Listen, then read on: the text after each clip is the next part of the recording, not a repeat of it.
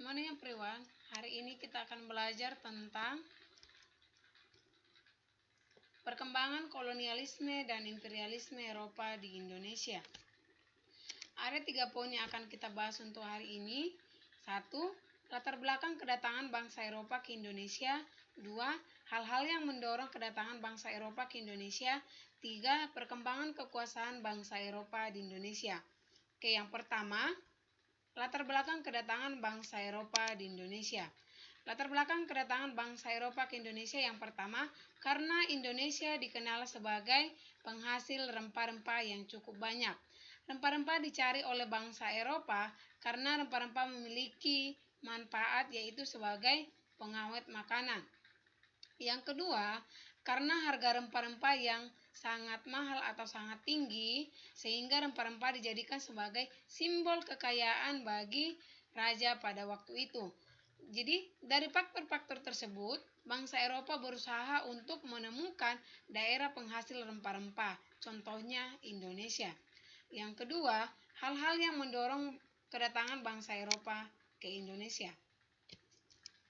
Beberapa hal yang mendorong kedatangan bangsa Eropa ke Indonesia.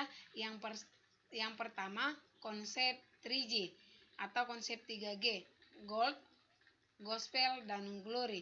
Gold itu kejayaan, Gospel penyebaran agama, dan Glory artinya kekayaan.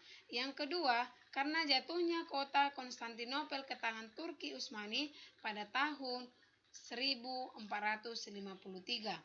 Yang ketiga, karena kemajuan dari ilmu pengetahuan dan teknologi, sehingga bangsa Eropa dapat melihat bagaimana perkembangan Indonesia pada saat itu. Yang ketiga, perkembangan bangsa Eropa di Indonesia. Perkembangan bangsa Eropa di Indonesia contohnya satu negara yaitu negara Belanda.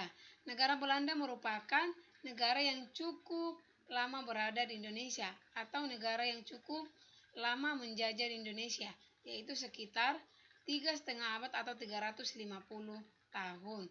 Akhirnya, karena kelamaan Belanda di Indonesia, Belanda juga membuat kongsi atau perusahaan dagang di Indonesia dengan nama VOC. VOC didirikan pada tanggal 20 Maret 1602 oleh Johan van Oldenbarneveldt yang berkedudukan di ibu kota Belanda yaitu Amsterdam. VOC juga memiliki beberapa tujuan. Yang pertama, menghindari persaingan sesama pedagang Belanda. Yang kedua, VOC memperkuat Belanda dalam persaingan dengan bangsa Eropa lain. Yang ketiga, memonopoli perdagangan rempah-rempah di Indonesia. Memonopoli itu artinya melakukan perdagangan secara sendiri sebagai penguasa pasar. Oke. Yang selanjutnya, VOC memiliki 7 hak istimewa atau 7 hak oktroy. Yang pertama, monopoli perdagangan. Yang kedua, mencetak mata uang sendiri. Yang ketiga, menyatakan perang dengan negara lain. Yang keempat, menjalankan kekuasaan kehakiman. Yang kelima, memungut pajak.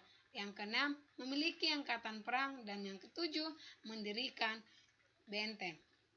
Oke, yang selanjutnya VOC. VOC memiliki beberapa kebijakan, yaitu ada 4 ya. Yang pertama, kontingenten. Yang kedua, perplikti leverenti. Yang ketiga, ekstirpasi. Dan yang keempat, pelayaran hongi. Di mana kontingenten itu artinya adalah pajak wajib berupa hasil bumi dan yang harus atau langsung diserahkan atau dibayarkan kepada VOC. Sedangkan perplikti leverenti itu artinya penyerahan wajib hasil bumi sesuai dengan harga yang ditentukan VOC. Yang ketiga, ekstirpasi. Ekstirpasi adalah menebang kelebihan jumlah tanaman agar produksinya tidak berlebihan dan harga dapat dipertahankan.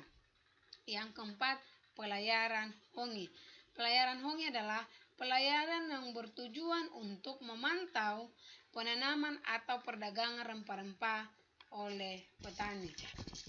Yang terakhir, bangkrutnya VOC. VOC mengalami kebangkrutan pada tahun 1799 oleh beberapa faktor. Faktor dari bangkrutnya VOC yang pertama, karena banyak pegawai VOC yang korupsi.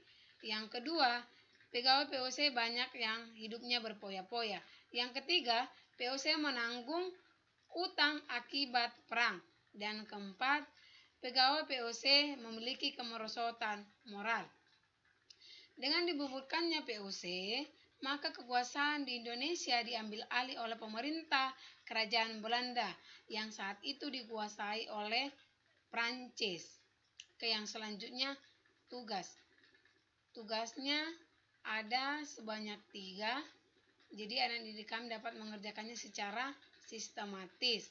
Oke, sampai di sini pertemuan kita untuk hari ini. Sekian dan terima kasih.